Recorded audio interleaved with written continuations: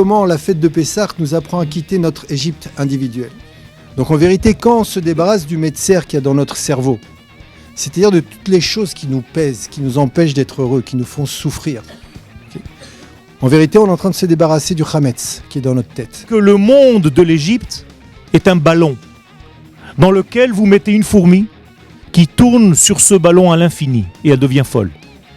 Et même si on veut garder du Hametz, on le vend en goy. Ça veut dire on lui donne sa place. Parce que le Hametz, c'est une manière de penser qui n'est pas juive. Donc je garde du Hametz, ok, j'en ai la possibilité. Mais ça ne sera pas chez moi, il sera à sa place, il sera chez le goy. Et pour réaliser Dieu dans ce monde, il faut être un peuple. Et pour être un peuple, il faut sortir d'Égypte et rentrer en terre d'Israël. Quand il y a une émotion désagréable, ça veut dire qu'elle est liée à une croyance qui s'appelle Hametz. C'est-à-dire que quand je vis, je permets à l'être suprême de me traverser. Et plus il me traverse, plus je vis. Si on ne s'est pas débarrassé du Hametz, la croyance qui s'appelle Hametz, elle envoie une émotion négative qui génère une réaction négative, une midara. Et quand on se comporte avec des midot raot, l'existence, elle n'est pas bonne. L'existence, elle est vecteur de souffrance. Toutes les valeurs qui descendent du ciel, elles sont en réalité ici. C'est Israël, c'est nous. C'est-à-dire, à chaque fois que je veux voir Akadosh Baruch Hu dans ce monde, où est-ce que je vais le voir? Il a un corps pour que je le voie. Eh bien, je regarde Israël, c'est tout. Israël, c'est Dieu sur terre. La matzah, c'est la vérité. Pourquoi? Parce que la quantité de pâte que tu mets dans le four, c'est la quantité de pâte qui va ressortir. C'est-à-dire, ce que tu as mis, c'est ce qui ressort. Tel quel. La chose telle qu'elle est. Nous avons un rôle à jouer. Et si on ne joue pas ce rôle, c'est pas qu'on va passer ce rôle à quelqu'un d'autre. Dieu va quand même traverser, nous traverser, mais ça va faire mal.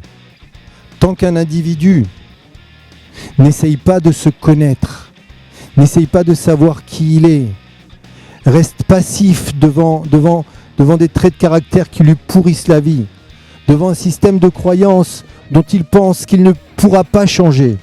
Okay. Il est victime de l'Égypte. On peut changer, on est des gens bien, Nekuda. Et l'exil, c'est de ne pas y croire. Arrêtons d'avoir peur de ce que nous sommes. Prenons-nous en main. Ayons le courage de ce que nous sommes, de ce que nous avons été créés pour être. Un être humain, il est là pour être heureux. Il est là pour être libre. Donc il faut qu'il fasse cette recherche. Rabotai, Pessah, c'est pas des notions seulement de cacheroute, c'est pas seulement des notions de nettoyage. Personne ne vous a demandé de raser les murs et d'enlever encore 1 millimètre dans vos murs. On vous demande tout simplement de faire un travail de nettoyage de l'être profond.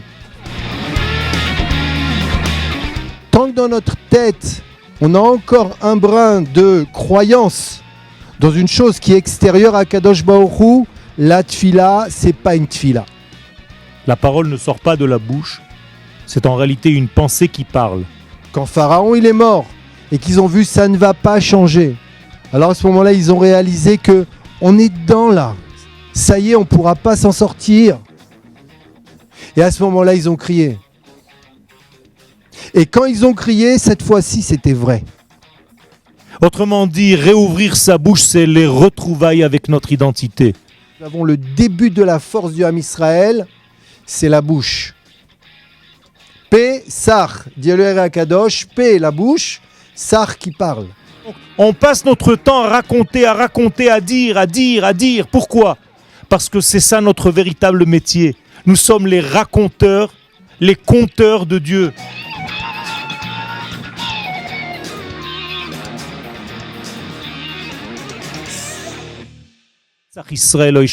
C'est la vie qui gagne, c'est le donneur de vie qui gagne, et Israël est le porteur de la vie dans ce monde.